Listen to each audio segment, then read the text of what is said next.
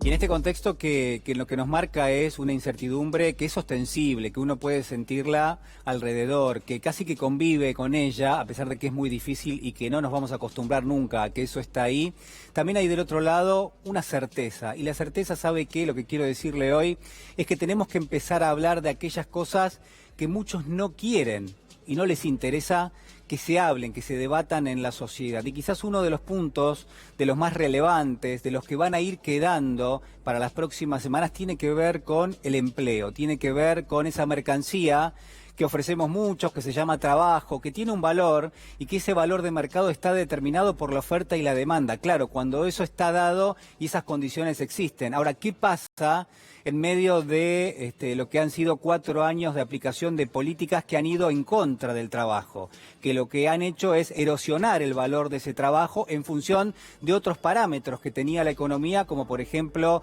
el dólar, como por ejemplo, yo podría pensar los servicios regulados, los servicios públicos. Todos esos parámetros le han ganado a esa mercancía que se llama trabajo y que tenía un valor que ha ido perdiendo poder adquisitivo. ¿Qué ha pasado en las últimas semanas? Bueno, nos encontramos de frente con el coronavirus, nos encontramos de frente con la cuarentena y con la imposibilidad para muchos sectores de la sociedad de ganarse la vida.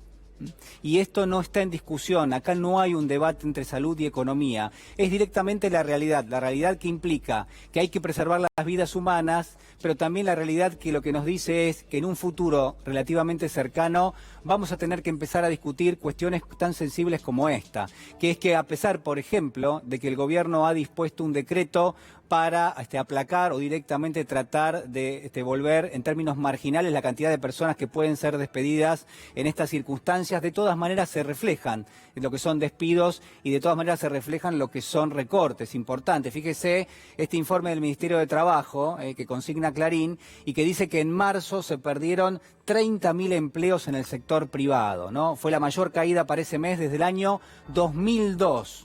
La mayor caída desde el año 2002 para un mes y estamos en condiciones de asegurar que no solamente en marzo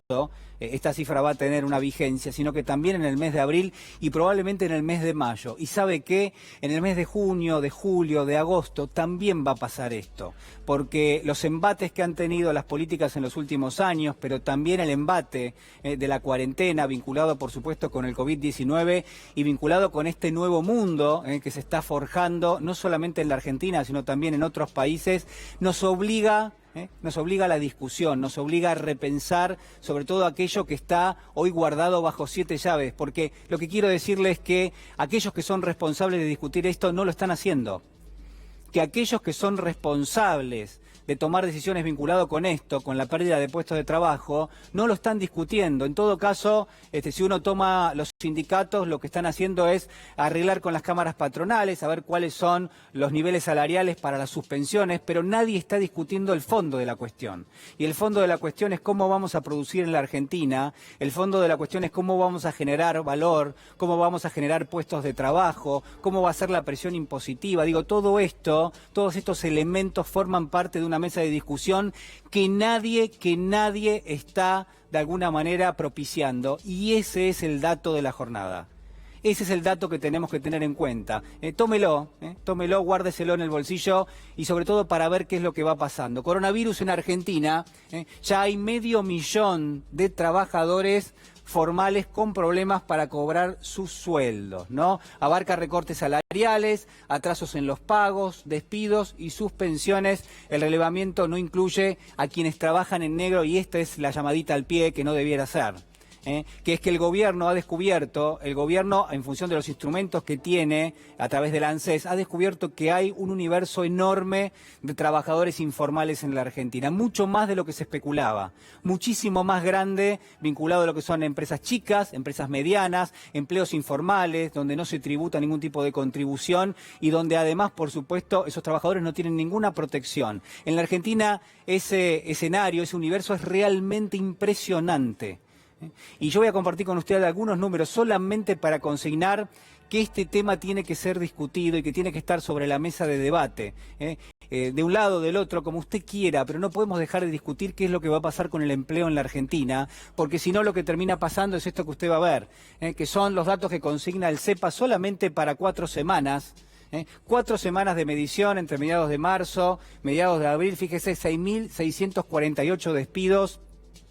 Este es uno de los datos, solamente en aquellos medios de comunicación donde se consigna que hay un problema con el empleo. Es decir, del sector formal, solamente aquellos que aparecen en los medios de comunicación, ese es el relevamiento que se toma, y fíjese, solamente así aparecen nada más 6.600 despidos. Imagínese lo que será ese otro universo, el universo del sector formal, que no publica sus cosas, donde no sabemos bien qué es lo que pasa, y además todo el sector informal. Suspensiones, 11.415.